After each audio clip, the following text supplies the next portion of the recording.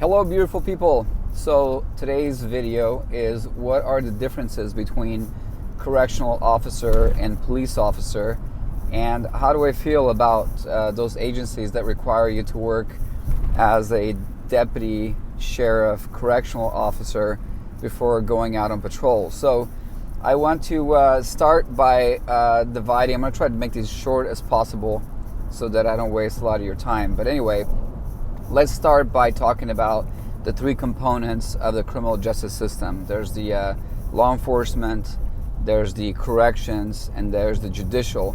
And they actually go law enforcement, judicial, and then corrections, because when someone's arrested on the streets, they end up in the courts, and then the courts issue a sentence, and then the person ends up in corrections, which now, 2023, they're pushing a lot for rehabilitation.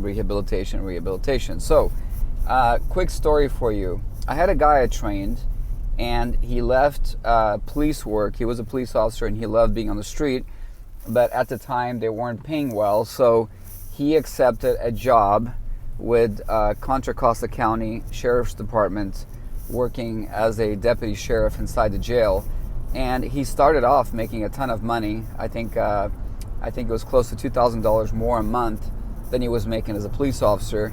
And then so his first week, someone threw urine at him, and then he was watching 80 guys in this room basically by himself, and some guy came up to him. The guy was like 3 or 4 times his size and cleared his desk, and the guy I trained maced him. And so he realized, what's going on, and so the supervisor there told him, hey, you've been here a week and you got into 3 fights, what's wrong with you? And so, the one incident where somebody got a cup of urine and threw it on him, he actually went into the cell with 2 other deputies, and they arrested the guy for assault on a deputy, etc. But anyway, he decided, you know what, this is not for me, and he quit.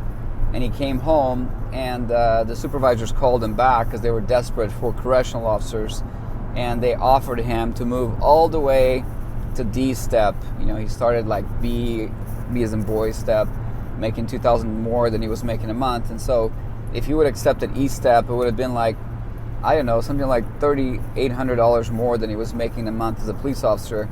And he turned it down. He went back to patrol. So the point of me sharing this story with you is that once you're working the streets, I believe it's harder to go back into corrections and try to be a correctional officer.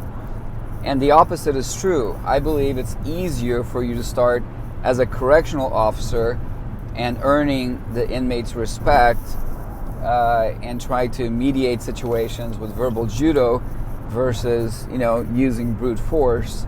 And so it's easier to start as a deputy sheriff inside the jail than to, and then to work patrol versus the other way around. And so what are some of the differences? Obviously, I am biased because I worked police work and never worked the jails.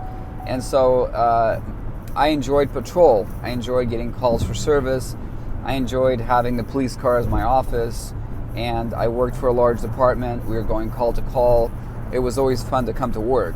Now, I talked to friends of mine who worked their whole careers in corrections, and they will tell you that it was the best job they ever had. Some of them retired early. PERS had a 3% of 50 years ago. They no longer have that formula for retirement, but they have something close. And so they were able to retire age 50 with a large portion of their salary. And so if you're applying to an agency that does require you to start off in the jail first, obviously check with other people that work for that department to find out, do they have good supervisors? What are the living conditions in terms of the agency? Are they respectful towards their employees? Are they forcing you to work a lot of overtime? So these are all the issues. As a police officer, like I said, we receive calls for service. We respond to those. We ask for backup. And I've always believed that on patrol, you have a lot more control of what happens. Again, that's my perspective. If you talk to somebody that has worked in correctional their entire career, they will tell me they have more control on the inside than I have on the outside, because on the outside, you never know what's coming. Now, you mentioned my subscriber that sent me this question, you mentioned a certain agency in the Bay Area, and I know they pay a lot. I have produced some videos on the different types of police academies, and that agency that you mentioned, I know, is a high-stress police academy.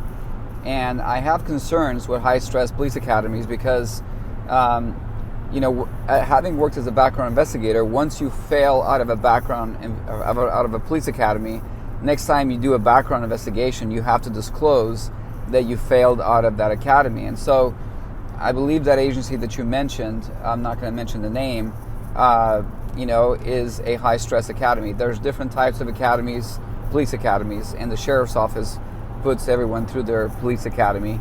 And so there's academies ran by colleges and universities, and they tend to be academic focused. You still have to meet post guidelines, but there's not a lot of yelling and screaming and physical abuse. And then there's the others that are run by law enforcement academies. Sometimes the recruit training officers in those programs believe that they have to run them like a Navy SEALs boot camp. And this is not a joking matter, because I can tell you from personal professional experience that a lot of my students have gone to those academies and have flunked out of those academies, and for mediocre reasons that I don't necessarily approve.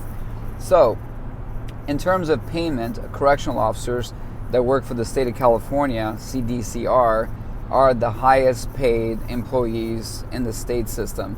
I have mentored several students who went to work for the CDCR, and a current one that I'm talking to right now, by the end of the year, this individual will make $140,000 if they continue to get the overtime that they do get. So check into those salaries. The sheriff's office you're talking about, obviously these agencies that are located in the California Bay Area, they pay very well. And in terms of salary, they're the highest paid. Santa Clara, the San Jose, the Palo Alto agencies that that have a very high tax base are going to pay very well. But then again, I think no matter what agency you decide with, you should get different opinions. Don't just take my opinion where I say that it's easier to start as a correctional officer to go on patrol. Talk to correctional officers that in your department, or deputies in the agency you're thinking about applying, that have said, hey, I started in a jail and I went to patrol, and I didn't like patrol, so I went back into jail, because they feel like there's more control on the inside. The main focus, as I mentioned earlier, is rehabilitation. So when you go through the hiring process for the corrections, the state corrections, the sheriff's departments, make sure you read the job description carefully. It's very important. You don't want to get to the psychological interview and the psychologist asks you, hey, what do you think you're going to be doing in this job? And then you kind of sit there and start trying to make things up. Oh, I think I'm going to help the prisoners. Listen, read the job description and then make it go from there.